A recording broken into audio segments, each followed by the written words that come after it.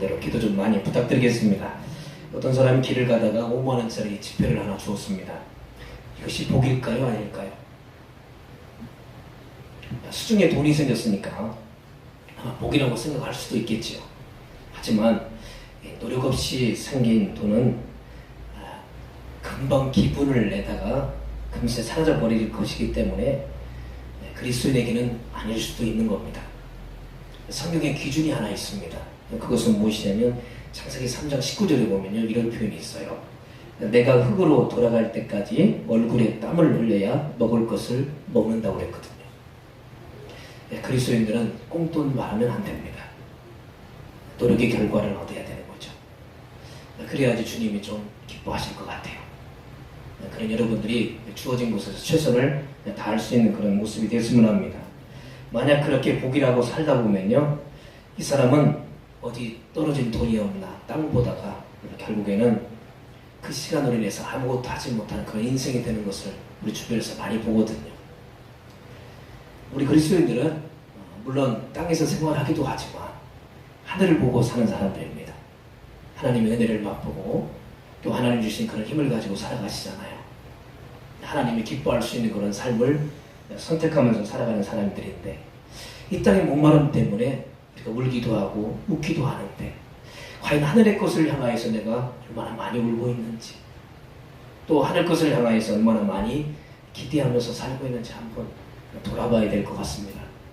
여러분들이 저 하늘의 소망을 품는 그리스도인이라고 한다면 이제부터라도 땅의 것에는 조금 많이 노력해 왔잖아요.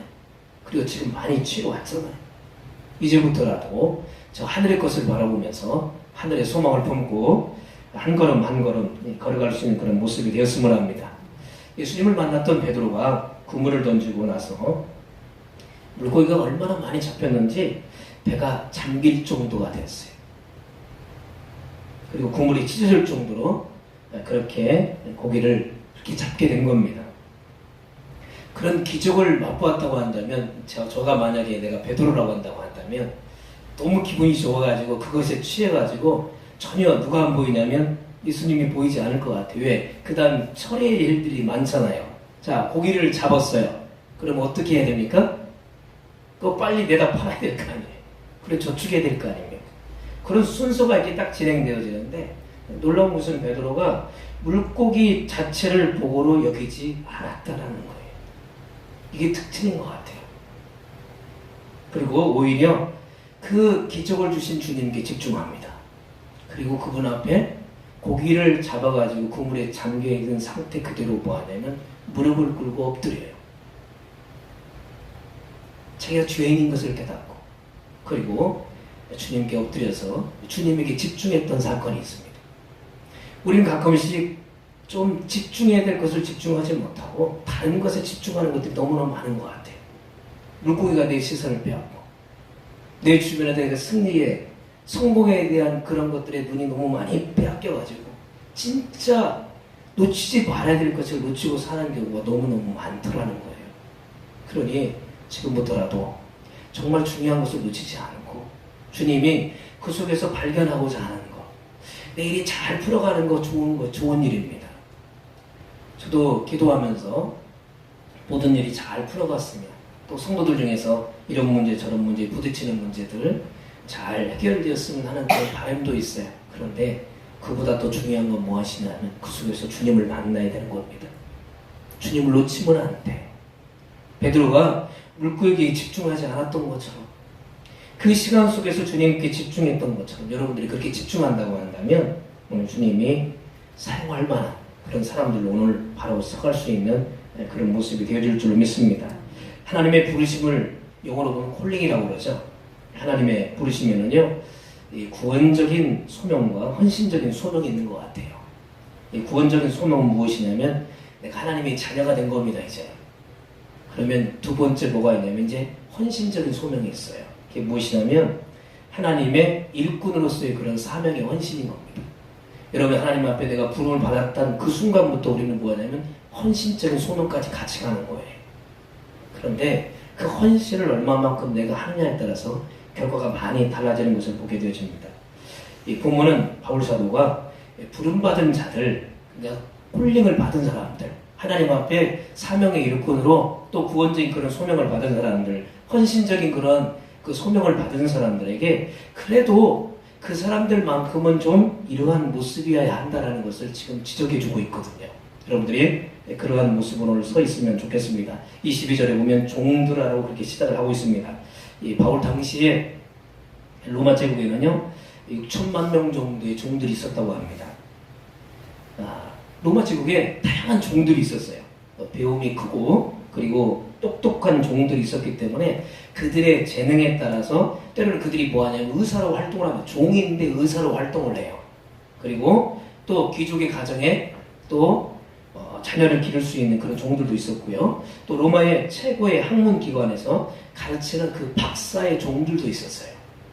왜 그러냐면 전쟁 가면 좋은 그리고 학식이 있고 똑똑한 사람들 뭐하냐면 포로를 끌고 오잖아요. 그럼 그 사람들 죽일 수 없으니까 그들을 뭐하냐면 자기 필요에 따라서 이렇게 사용했던 종들이 그렇게 많은 겁니다. 그래서 사도 바울이 이런 배경 아래에서 오늘 그렇게 좀 설명해 주고 있는 내용이기도 합니다. 우리는 세상 사람들에게 의해서 끌려가는 사람들이 아니라 언제부턴가 그런 끌려가는 인생이 아니라 이상하게 세상을 살다 보니까 좀 비슷해져 가는 것 같아요. 그래서 이 사람이 믿는 사람인지 믿지 않는 사람인지 구분이 안 될 정도의 그런 모습으로 우리가 서가는 경우가 너무 많고요. 또 주님도 보시기에 헷갈리실 것 같아요. 여러분 스스로 한번 그런 생각 안 해보세요. 제가 벌써 이제 그 시간 지나고 이제 2달이 흘러가잖아요. 은혜가 조금씩 떨어지려고 하는 것 같아요. 좀 살기도 했었던 그 순간에는 조금만 지나면 눈물도 흘리고 또 하나님 앞에 너무 감격해가지고 하나님 감사합니다. 그런 시간들이 많았었는데 시간이 조금 되고 이제 내 몸이 이제 어느덧 건강이 회복되어지고 또 신체적인 리듬에 있어서 힘이 나고 뭔가 할 수 있다는 그런 생각을 하다 보니까 하나님의 은혜 없이 내가 살 수 없다는 그런 생각이 점점점 식어지면서 야 내가 힘만 가지고 내 힘 가지고 충분히 해낼 수 있지 뭐 그런 생각이 조금씩 들어가는 것 같아요.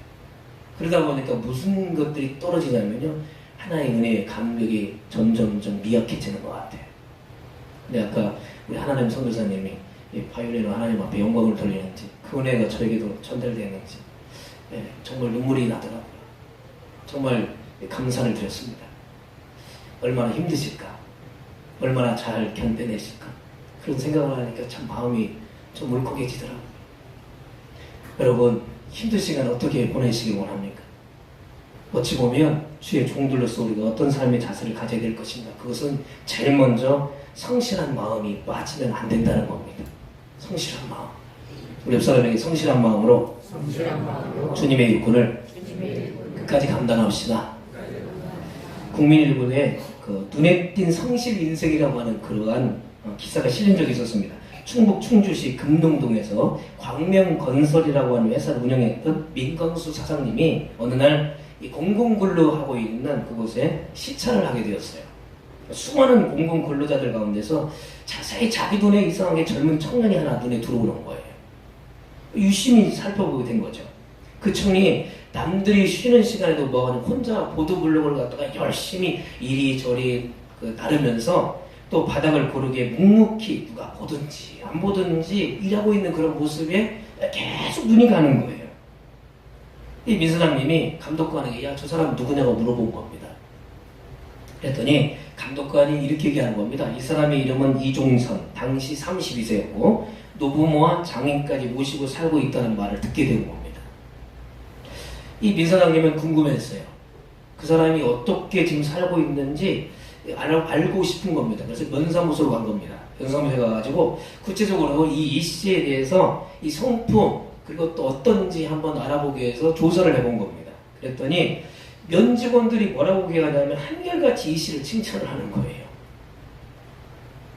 양성면의 한 회사에서 다니면서 노부모와 장인 등 5가족의 생계를 꾸려왔던 이 씨가 회사가 IMF로 인해 가지고 뭐하냐 부도가 나는 바람에 직장을 잃게 됐다는 겁니다.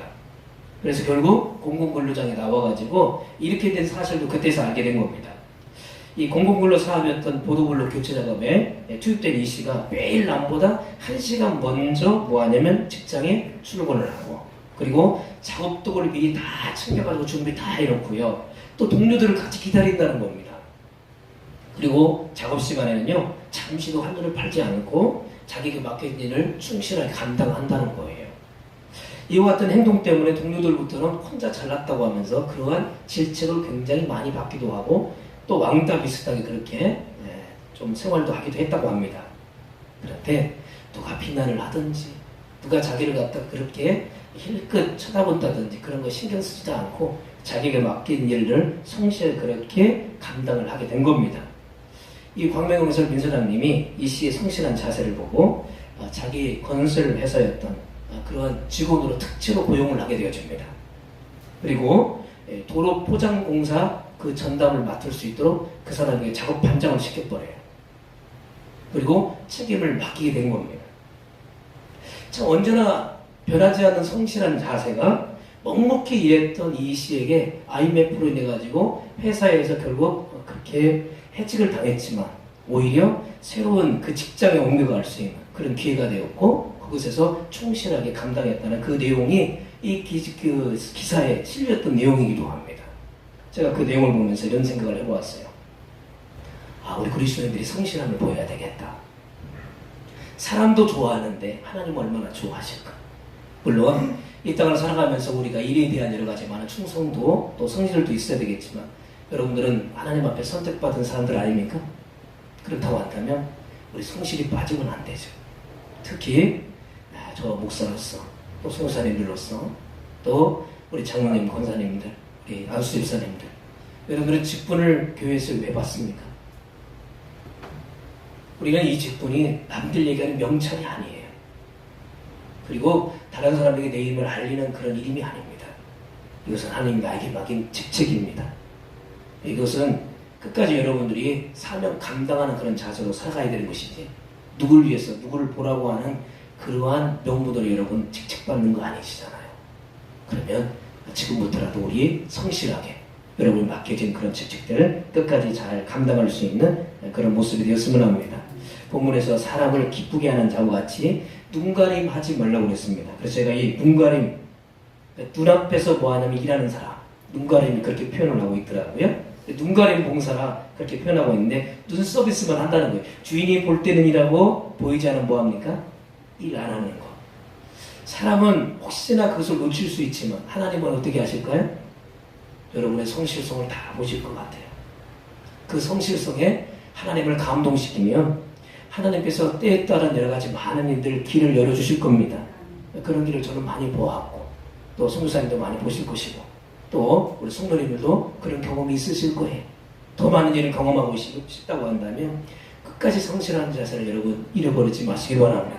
저는 아직도 그런 기억이 있습니다. 저는 10년 동안 교회에 전기장판을 깔고 제가 그렇게 생활을 했었는데요.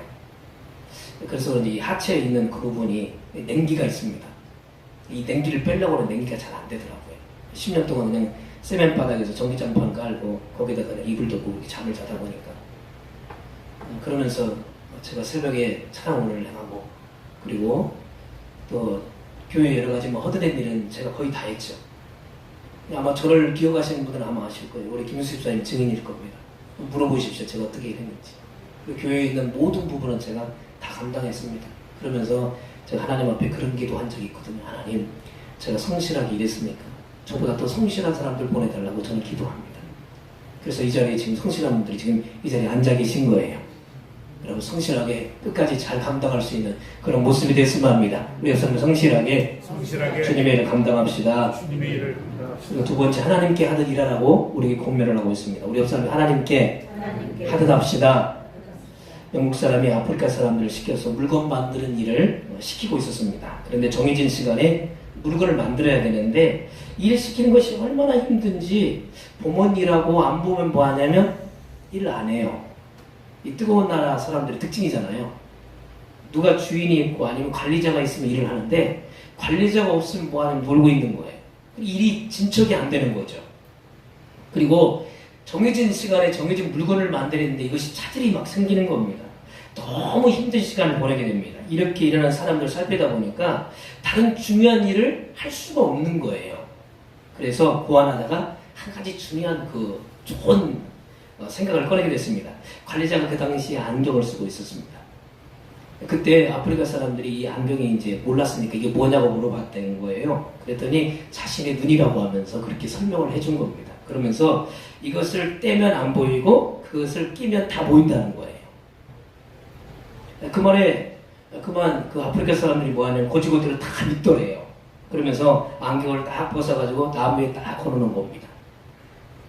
그랬더니 주인이 없는데도 그 사람들이 뭐하냐면요, 자신들이 보고 있다는 생각을 가졌던지 열심히 뭐하죠? 막 열심히 일을 하는 겁니다. 놀지도 않고 열심히 일을 왜? 그러면 저기 지금 뭐하고 있으니까요? 지금 보고 있으니까. 주인이 없더라도 저 안경이 다 본다고 하니까 그거 보고 열심히 막 일을 하고 있는데, 이 관리자가 됐다. 그러면 내가 이제 볼일 처리하고 하고 오면 되겠지 하고 일주일 동안 자기 볼일 다 처리하고 난 다음에 다시 그곳에 가봤더니 사람들이 지금 뭐하고 있냐면 놀고 있는 거예요. 어떻게 한 줄 아세요? 밀짚 모자로 그 안경을 가려놓은 거예요. 안 본다 이거예요. 주인이 가려놨으니까. 참 사람들 참 머리 좋으시죠. 제가 그 모습을 보면서 이런 생각, 나도 참 머리가 좋은 것 같다. 여러분, 하나님을 이용하시려고 합니까? 하나님에게 은혜를 끼치려고 노력을 하십니까? 한번 돌아봐야 될 것 같아요. 너무 우리는 하나님을 이용해서 뭔가 내 이익을 취하려고 하는 그런 자세들이 너무 많아지는 것 같아요. 지금부터라도 좀 내려놓는 그런 시간을 좀 가져보았으면 좋겠습니다. 눈가림 언제까지 하실 겁니까? 속이는 것도 한계가 있는 것 같아요. 주님이 몰라서 한두 번 정도는 그렇게 다 이해해 주시고 봐주시겠지만 하나님은 어느 때가 되어지면 그것을 보게 하십니다. 깨달을 때가 있어요. 이제 더 이상 주변에 여러 가지 많은 눈가림으로 인해서 많은 것을 놓쳐버리고 또 주님이 기뻐하지 않는 그런 모습으로 삶을 살아가다가는 결국 아무것도 얻을 수 없다는 것을 여러분 생각을 하시고, 오늘 23절에 보니까 무슨 일을 하든지 마음을 다하여 주께 하듯하고 사람에게 하듯 하지 말아라. 사람들 보이는 데는 일을 하고 보이지 않으면 일을 하는 그런 모습이 아니라, 보든지 보이지 않든지 주님이 내 삶을 다 돌보고 계신다는 것을 생각하시면서 끝까지 그 사명을 감당할 수 있는 그런 시간이 되었으면 합니다. 마지막으로 이 얘기만 하고 마치겠습니다. 아프리카 연방의 흑인교회 성시온교회에서 세족식을 거행하는 시간이 되었습니다. 예수께서 제자들의 발을 씻겨준 정신을 본받아서 누구든지 고맙게 생각하는 그러한 사람의 발을 씻어주는 그런 예식이었습니다. 그런데 이 예배에 백인 판사가 참석을 한 겁니다. 그런 존경받는 그런 판사로서 이 대법원장에 내정되어 있던 올리버라는 그런 판사였어요. 올리버 판사는 그 교회 다니는 자기 집 흑인 요종 마르다라고 하는 그런 포트인의 발을 씻겠다면서 자기가 직접 신청을 한 거예요. 그런 흑인 요종 앞에서 무릎을 꿇고 발을 씻었을 뿐만 아니라 그 검은 발에다가 이 판사가 현직 판사로 지명받았던 이 올리버라는 판사가 뭐냐면 입을 맞춥니다. 예배당안이 수평안해졌어요. 올리버 판사가 이런 얘기합니다. 마르다는 내 집의 종으로서 오랜 세월 동안 내 아들과 딸들을 돌봐줬을 뿐만 아니라 내 자식들의 발을 씻어준 정말 고마운 사람이라. 이 소식이 전해지자 백인 우월주의를 가졌던 사람들은요, 남방 연방의 대법원 자리에 그 사람을 그렇게 올려놨는데 뭐하냐면요, 취소를 시켜버려요. 쉽게 말해서 먹칠을 했다는 거죠. 그리고 판사직도 뭐하냐면 박탈을 시켜버립니다. 시온교회 목사님이 올리버를 이루하기 위해서 방문하게 되어집니다. 그때 이 올리버라는 판사가 이런 얘기합니다. 판사직도 사회의 다른 모든 지위도 무덤에 가면 아무 소용이 없지 않습니까? 무엇보다 하나님을 사랑하고 자기의 자녀들과 그리고 아들, 딸들을 씻었던 그 여종, 그 마르다에 대한 그런 감사는 영원히 변하지 않을 것이라고. 나의 직책과는 아무런 상관없이. 그거 잠시 있다가 사라지는 것인데 그것 때문에 정말 귀한 그런 사람을 놓치지는 않겠다고 하는 그런 모습을 보면서 정말 감동은 다른 게 없는 것 같구나. 오늘 저와 여러분들이 주변 많은 사람들에게 감동을 주고 또 하나님 앞에 메마른 이 시대에 소망의 물줄기가 되어서 생수가 되어서 내 주변 사람들에게 은혜를 끼치고 소망을 주고 확신을 줄 수 있는 귀한 성도가 되시기를 주님의 이름으로 축복해 드립니다. 기도하겠습니다. 하나님 감사합니다. 우리가 수고가 끝나는 날 하나님 앞에 설 때에 하나님께서 반드시 우리의 삶을 계산해 주실 줄로 믿습니다. 그 성실로 일한 그 대가가 우리의 삶 가운데 반드시 생활 속에서 우리의 자녀들과 우리 일터에서 꼭 찾아올 수 있는 시간이 되게 하시고 끝까지 우리에게 맡겨진 그런 소명들을 잘 감당할 수 있는 귀한 모습이 되게 도와주시옵소서. 눈가림으로 인해서 하나님을 속이고 사람을 속이는 모습이 아니라 끝까지 하나님이 내 인생의 삶을 돌보고 계신다는 것을 기억하면서 믿음으로 잘 달려갈 수 있는 성숙한 그리스도인들 될 수 있도록 주님께서 동행해 주시옵소서. 예수님의 이름으로 간절히 축복하며 감사로 기도를 드립니다. 아멘.